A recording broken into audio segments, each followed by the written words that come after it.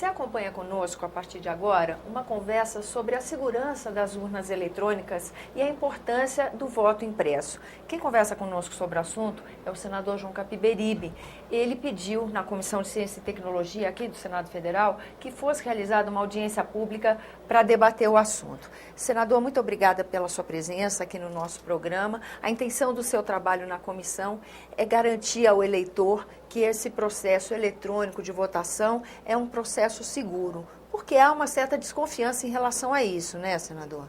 Olha, a urna eletrônica foi um passo decisivo, né, da agilidade, torna o processo, digamos, mais seguro, né, e, de certa forma, mais transparente. Ou não, né? Porque há os boatos que os hackers, que as interferências... Mas, na verdade, foi importante. A urna tem a grande importância. No entanto, tem essa dúvida, não é? O cidadão, ele vai na cabine para votar, ele digita um número que corresponde à pessoa que ele escolheu, o candidato que ele escolheu, mas não há certeza que aquele número corresponde à sua escolha. Por quê? Porque depende do software, depende do programa, não depende da vontade do eleitor. Não, mas a instituição, o Tribunal Superior Eleitoral, ela é fora de qualquer suspeita. Não é assim. Onde tem o ser humano, tem possibilidade, sim, e principalmente quando você depende do programa, não é? Então, porque, inclusive, no YouTube tem filminhos falando sobre isso, com explicação de professores de informática sobre a segurança, né? Hoje, por exemplo, nós convidamos 3 professores, não é, para nos esclarecer e convidamos o TSE. Interessante. Porque o TSE ele é contrário ao voto impresso. Por quê?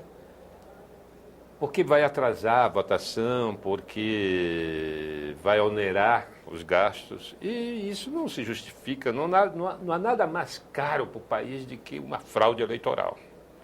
Depois, as experiências dos demais países, o único país que ainda usa o voto às cegas, né? Quer dizer, o voto que você digita, mas não sabe para onde vai, é o Brasil. Os demais países todos, Estados Unidos, Alemanha, enfim, todos os países, a Argentina tem um sistema de votação fantástico. Você vai lá, digita, ela registra o voto eletrônico e também o voto impresso. E a cédula cai com o chip, não é? E a cédula está lá. No final da votação, o boletim de urna sai com o resultado da votação eletrônica, dado pela urna eletrônica, e também conta os votos ali. Manual. E eles fazem aquilo em 2 horas, 2 horas e meia, inclusive mais rápido que o Brasil. Nossa. Porque a apuração é feita na sessão eleitoral. Então, cercada de toda a segurança possível. O que nós queremos, é verdade que a urna eletrônica trouxe inúmeras vantagens, mas não pode parar aí. O que nós queremos é que o eleitor tenha segurança, garantia de que o nome que ele escolheu é exatamente aquele que vai aparecer no resultado, tanto da votação eletrônica como do voto impresso. O voto impresso, para os professores que estiveram aqui, para os especialistas em informática, é o caminho para dar essa garantia final de que não há mais como retroceder ao passado. Hoje, por exemplo, o professor da UNB nos disse o seguinte, que as urnas eletrônicas que eles examinaram o ano passado, o TSE os chamou para fazer um teste de urna. Em 5 minutos eles detectaram que é possível, sim, identificar o voto, porque o voto, a urna registra o momento em que o cidadão votou. E o boletim de urna, com o resultado do boletim de urna, eles podem identificar o voto das pessoas, e eles identificaram 470 votos. Nossa. Então, eles provaram que tem vulnerabilidade esse modelo de urna que está sendo adotado no Brasil. E esse modelo de urna já está na 3ª geração. Olha, se há uma evolução na tecnologia, se a tecnologia está sempre em evolução, o Brasil não pode permanecer nas urnas eletrônicas de 10 anos atrás. Com certeza. Nós precisamos evoluir, a não ser que tenha outros interesses que nós não sabemos. A não ser que haja outros interesses, que haja um controle sobre o eleitor. Porque, veja só, o ano passado, todo mundo lembra que que o nosso velho e bom título de eleitor deixou de valer. No ano passado, o TSE disse que já não aceitava o título de eleitor. Como é que explica que você levou anos e anos para chegar à conclusão que o título não serve para nada?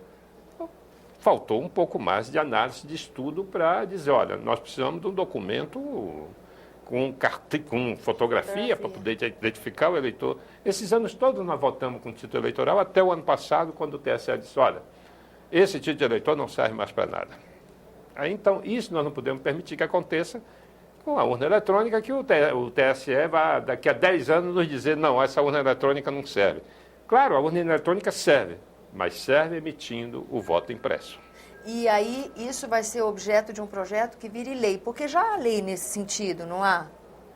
Na verdade, de fazer o voto impresso? Nós votamos em 2002, o Congresso aprovou uma lei estabelecendo o voto impresso. Quando foi em 2003, o TSE pressionou o Congresso e essa lei foi modificada. Em 2009, o Congresso de novo aprovou o voto impresso. E agora tem uma lei tramitando para modificar o voto impresso, para anular o artigo 5º do projeto de lei que aprovou o voto impresso de 2009. Essa é uma coisa que eu não consigo entender. O Congresso aprova duas vezes a mesma lei e essa lei não consegue vigorar. Quem é que decide nesse país? É o Congresso Nacional, através do voto do cidadão, através da autoridade delegada pelo cidadão, ou é o TSE que não aceita a decisão do Congresso? O Supremo suspendeu a validade da lei por imaginar que o voto do eleitor pode ser revelado, porque a lei exige a assinatura eletrônica da urna, não do voto, da urna. Mas o Supremo interpretou, num primeiro momento, ainda vai a plenário, ainda não foi a plenário, suspendeu a eficácia da lei de 2009. E a lei de 2009 exigia o voto impresso para a eleição de 2014. Como o Supremo suspendeu a eficácia da lei, nós não vamos ter o voto impresso em 2014. Né? Mesmo que esse novo projeto que o senhor relata seja aprovado, nem assim não vai ter porque tem o princípio da anualidade, né? Nós não podemos aprovar uma lei e executá-la no mesmo ano. Então, infelizmente, essa é uma questão que nós precisamos discutir, que o eleitor tem que fiscalizar, os partidos têm que fiscalizar, mas o eleitor, quando escolho uma pessoa, eu quero ter certeza que o resultado que aparece no final é a resultado da minha escolha. Né? Então, isso é que falta evoluir. A urna eletrônica é fantástica, mas não pode ficar parada no tempo, né? Porque a tecnologia evolui e hoje é muito simples. Né? Você vê, é simples você digitar um número e, ao mesmo tempo, imprimir. Você digita o número, você olha lá, aparece o nome do que você votou, aí você confirma, cai um votinho, registra na urna eletrônica digital e cai um papelzinho ali com o teu voto numa urna para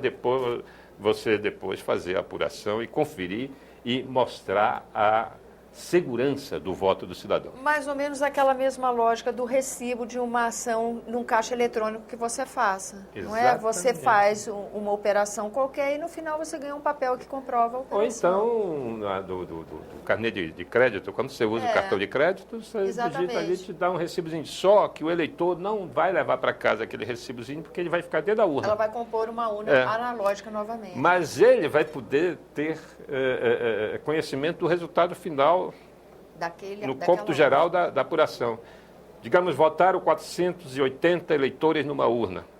Então vai ter que ter 480 votos impressos, que vai bater com 480 registrados na urna eletrônica. É isso que eu acho que precisa para dar essa garantia para o eleitor, para a sociedade brasileira. Senador, muito obrigada pela sua presença no nosso programa.